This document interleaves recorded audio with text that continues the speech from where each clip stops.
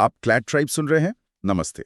तो चलिए आज हम 2026 के केंद्रीय बजट को जरा गहराई से देखते हैं। हमारे पास कई सारे विश्लेषण हैं, रिपोर्ट्स हैं और कोशिश यही रहेगी कि इन सब में से जो असल मुद्दे की बातें हैं वो निकालकर सामने लाएं। जी। मतलब ये समझने की कोशिश करेंगे कि ये सिर्फ आंकड़ों का खेल है या फिर भारत के भविष्य के लिए कोई बड़ा संकेत भी है। हाँ, और देखिए ये समझना बहुत जरूरी है कि ये बजट एक ऐसे माहौल में आया है जब पूरी दुनिया में ही काफी कुछ चल रहा है। सही बात है। एक तरफ अमेरिका के टैरिफ्स हैं, दूसरी तरफ चीन के साथ जो तनाव है वो तो है ही। बिल्कुल। और उसी माहौल में वित्त मंत्री निर्मला सीतारमण की एक बात मुझे बड़े दिलचस्प लगी। उन्होंने कहा कि ये स्प्रिंट की तरह मैराथन दौड़ने जैसा है। हाँ। ये सुनने में थोड़ा अजीब नहीं लगता? मतलब मैराथन तो आराम से दौड़ी जाती है। हाँ बिल्कुल, पर इसका मतलब ये है कि लक्ष्य बहुत दूर का है। 2047 तक भारत को एक विकसित देश बनाना, ये तो हो गई मैराथन। अच्छा। लेकिन उसे पाने के लिए जो कदम उठाए जा रहे हैं वो छोटे छोटे हैं और तेज हैं, जैसे स्प्रिंट। ओके।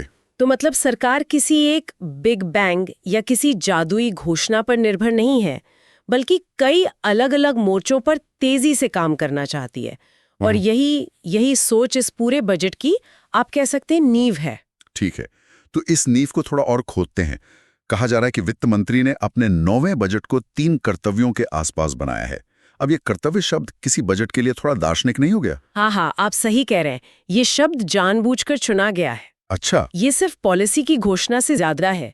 ये एक संदेश देने की कोशिश है कि सरकार इसे एक जिम्मेदारी की तरह देख रही है, सिर्फ एक काम की तरह नहीं।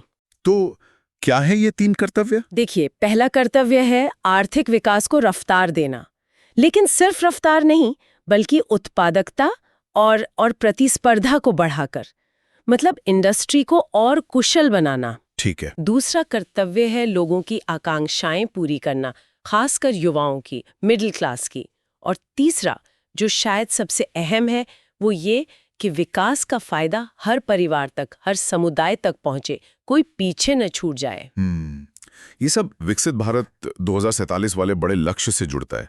लेकिन जैसा आपने कहा, कोई बड़ी घोषणा नहीं है, एक स्कैटर शॉट अप्रोच की बात हो रही है। मतलब अलग अलग दिशाओं में छोटे छोटे तीर। क्या ये रणनीति काम करती है?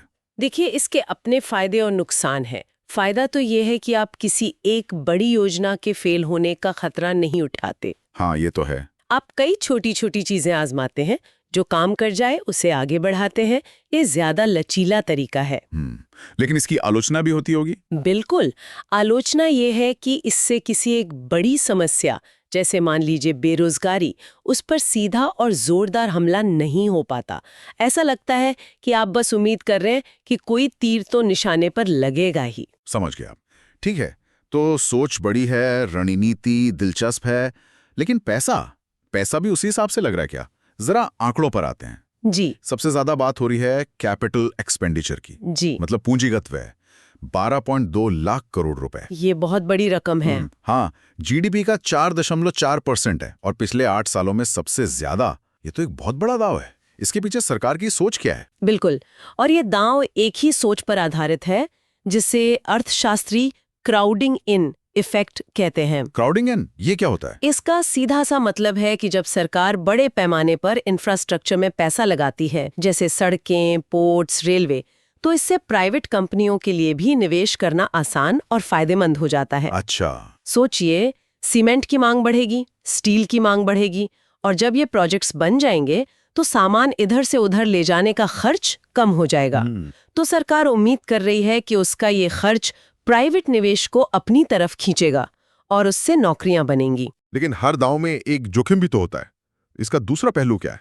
दूसरा पहलू है एग्जीक्यूशन, मतलब क्रियान्वयन। हाँ। कागज पर योजना बनाना एक बात है और उसे जमीन पर उतारना बिल्कुल दूसरी। हमारा इतिहास रहा है कि बड़े बड़े प्रोजेक्ट्स सालों तक अटके रहते हैं। सही बात है। तो अगर ये प्रोजेक्ट समय पर पूरे नहीं हुए तो ये 12.2 लाख करोड़ रुपए अर्थव्यवस्था पर एक कर्ज बनकर रह जाएंगे और वो विकास नहीं दिखेगा जिसकी उम्मीद है। तो ये एक हाई रिस्क हाई रिवॉर्ड वाली बात है। और जब हम खर्च की बात कर रहे हैं तो एक और चीज है जो थोड़ी खटकती है। एक तरफ रक्षा बजट में 15.1% की भारी बढ़ोतरी, लेकिन स्वास्थ्य पर कुल बजट का सिर्फ 1.96%। इतना कम क्यों? ये सरकार की तात्कालिक प्राथमिकताओं को साफ दिखाता है। रक्षा बजट में जो बढ़ोतरी है उसे आप सीधे सीधे चीन के साथ सीमा विवाद और जो वैश्विक अनिश्चितता है उससे जोड़कर देख सकते हैं। वहीं स्वास्थ्य पर कम पैसा, ये चिंता की बात तो है ही, खासकर कोविड के बाद। ऐसा लगता है कि सरकार का मानना है कि फिलहाल अर्थव्यवस्था को मजबूत करना ज्यादा जरूरी है। शायद वो ये उम्मीद कर रही है कि जब अर्थव्यवस्था मजबूत होगी तो लोग स्वास्थ्य पर खुद ही ज्यादा खर्च कर पाएंगे। लेकिन शिक्षा के मामले में तस्वीर थोड़ी अलग है। वहां आवंटन 14.21% बढ़ा है। हाँ, और ये दिखाता है कि सरकार लंबी अवधि के लिए मानव संसाधन के विकास को महत्वपूर्ण मान रही है। चलिए तो अब थोड़ा और गहराई में उतरते हैं। वो कौन से खास क्षेत्र हैं जिन पर सरकार दांव लगा रही है? 7 प्रमुख क्षेत्रों का जिक्र हो रहा है। जी, सरकार ने 7 चैंपियन सेक्टर्स चुने हैं जिन्हें भविष्य का इंजन माना जा रहा है, और इनमें से 2 सबसे ज्यादा ध्यान खींच रहे हैं। एक सेमीकंडक्टर और दूसरा रेयर अर्थ मिनरल्स। सेमीकंडक्टर यानी चिप्स, इसका भू राजनीति या जियोपॉलिटिक्स से क्या लेना देना? आज के दौर में चिप्स वही है जो 100 साल पहले तेल हुआ करता था। अच्छा। आपकी कार, आपका फोन, मिसाइल, सब कुछ चिप्स पर चलता है। और दुनिया के ज्यादातर चिप्स कहाँ बनते हैं? ताइवान, दक्षिण कोरिया, चीन। हाँ। कोविड के समय हमने देखा कि कैसे सप्लाई चेन टूटने से चिप्स की कमी हो गई थी। तो सरकार अपनी इंडिया सेमीकंडक्टर मिशन का दूसरा फेज ISM 2.0 इसीलिए ला रही है ताकि भारत इस मामले में आत्मनिर्भर बन सके और चीन पर निर्भरता कम हो। बिल्कुल, ये आत्मनिर्भर भारत का सबसे ठोस उदाहरण है। और बायोफार्मा सेक्टर में भी एक 10,000 करोड़ की बायोफार्मा शक्ति योजना की बात है। ये क्या है? बायोफार्मा शक्ति का मकसद भारत को सिर्फ जेनेरिक दवाएं बनाने वाले देश से आगे ले जाना है। सरकार चाहती है कि नई और जो जटिल बीमारियां हैं उनकी दवाओं पर रिसर्च और मैन्युफैक्चरिंग भारत में हो। जैसे हमने कोविड वैक्सीन के समय देखा था। वही तो, भारत के पास क्षमता तो है, बस उसे और बढ़ावा देने की जरूरत है। ये योजना उसी दिशा में कदम है। और इंफ्रास्ट्रक्चर की बात करें तो सिर्फ सड़कें नहीं है, कुछ बहुत बड़ी घोषणाएं भी हुई हैं। हाँ, 3 बहुत बड़ी घोषणाएं हैं। पहली, 16 लाख करोड़ रुपए से 7 हाई स्पीड रेल कॉरिडोर। 7? जी। और ये सिर्फ तेज ट्रेन चलाने के लिए नहीं है, इनके आसपास नए औद्योगिक शहर बनाने की योजना है। दूसरी घोषणा है रेयर अर्थ कॉरिडोर की, ओडिशा, केरल, आंध्र प्रदेश और तमिलनाडु में। रेयर अर्थ मिनरल्स, ये वही है जो इलेक्ट्रिक गाड़ियों और बैटरी में लगते हैं। बिल्कुल, और अभी इनका 90% उत्पादन चीन करता है, तो ये भी चीन पर निर्भरता कम करने की एक और कोशिश है। और तीसरी घोषणा? तीसरी है जलमार्गों को लेकर 20 नए राष्ट्रीय जलमार्ग। ये गेम चेंजर हो सकते हैं। कैसे? देखिए, भारत में ज्यादातर माल ढुलाई सड़कों से होती है, जो महंगी भी है और प्रदूषण भी करती है। जलमार्गों से माल ढुलाई की लागत बहुत कम हो जाती है। सरकार का लक्ष्य है कि 2047 तक जल मार्गों की हिस्सेदारी दोगुनी करके 12% तक पहुंच जाए। तो बड़ी रणनीति, बड़े आंकड़े, भविष्य की बड़ी योजनाएं, इन सब की हमने बात कर ली, लेकिन अब थोड़ा जमीन पर आते हैं। एक आम टैक्स पेयर, उसके लिए क्या है? इनकम टैक्स में कोई राहत मिली? साफ शब्दों में कहूं तो नहीं। अच्छा। आम टैक्स पेयर के लिए इनकम टैक्स स्लैब में कोई बदलाव नहीं है।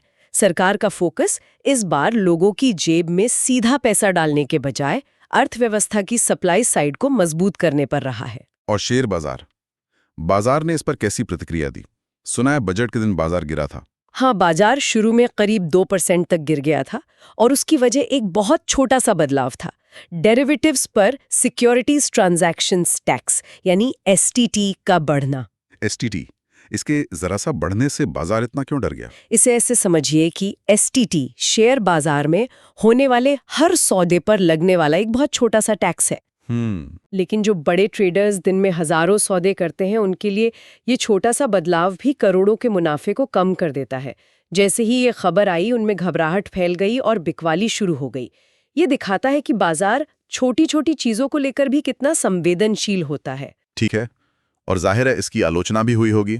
विपक्ष और दूसरे विशेषज्ञ क्या बड़ी कमियां बता रहे हैं? सबसे बड़ी आलोचना इस बात पर है कि बजट आज की जो सबसे बड़ी समस्याएं हैं, जैसे बेरोजगारी, किसानों की परेशानी, उन पर सीधे तौर पर कुछ नहीं कहता। मतलब लंबी अवधि के सपने हैं, लेकिन आज की मुश्किलों का क्या? बिल्कुल, यही आलोचकों का कहना है।